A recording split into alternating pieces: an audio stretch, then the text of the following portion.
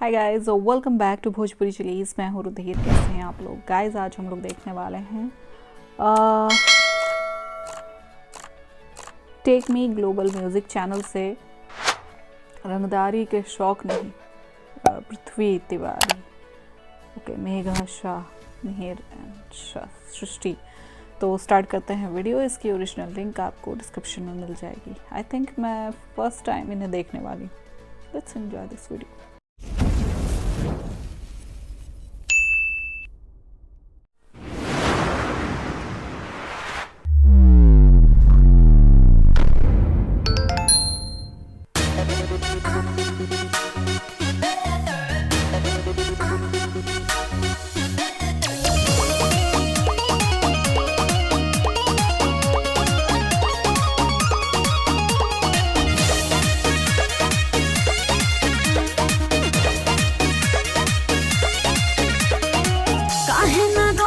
सुधारता रहो, कबे से खेला बिगाड़ता रहो। ए हो सुनो, काहे ना रोहन सुधारता रहो, कबे से खेला बिगाड़ता रहो। डर लाज कवनो से ना हमरा के खौफ हो, कइल रंगदारी हमर बचपन के शौक हो। पुलिस वाले अपनी रंगदारी कहेंगे फिर। अरे जा जा।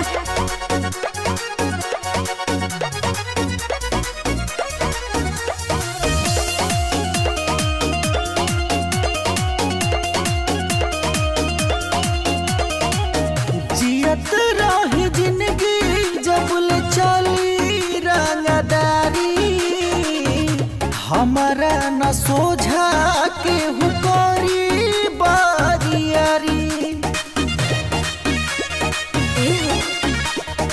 दूसरा के धन पे करो ना बोरेगा रे, देखते मुजलवा सीना में गोली मारे। डर लाज कवनो से ना हमरा के खौफ हो, कइल रंगदारी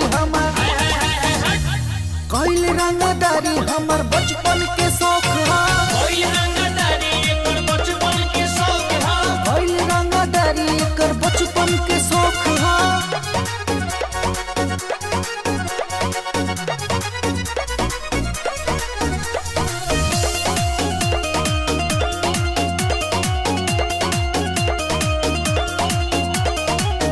गोली बंदूक कटा मंगा लेबो यार से, प्यार से जेना मन बूता उठा लेब दुआर से। सुना, मौत के कोडे यार बाए तारी, सबका पे पड़े अकल ही उभारी। बात बुझाता? डर लाज कवनो से ना हमरा के खौफ हो, कइल रंगदारी हमर बचपन के शौक हो। कइल रंगदारी हमर बचपन के शौक हो।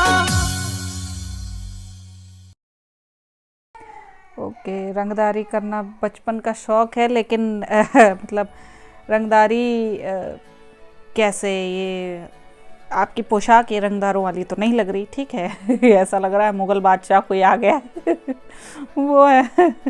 फिलहाल यार देखो, रंगदारी वाले गाने मुझे ज़्यादा पसंद नहीं आते, बट मुझे ये जो इनकी वॉइस है, ठीक है, सिंगर की वॉइस, वो बहुत ज़बरदस्त लगी। And she is freaking beautiful, she is freaking beautiful. बहुत ही ज़्यादा खूबसूरत महिला थी ये, ठीक है। और मतलब ओवरऑल सॉन्ग अच्छा है। सो आई होप आप लोग को रिएक्शन पसंद आया होगा। अगर अच्छा लगा हो देन प्लीज़ लाइक और शेयर ज़रूर करना। मैं मिलूंगी नेक्स्ट वीडियो में। Bye by.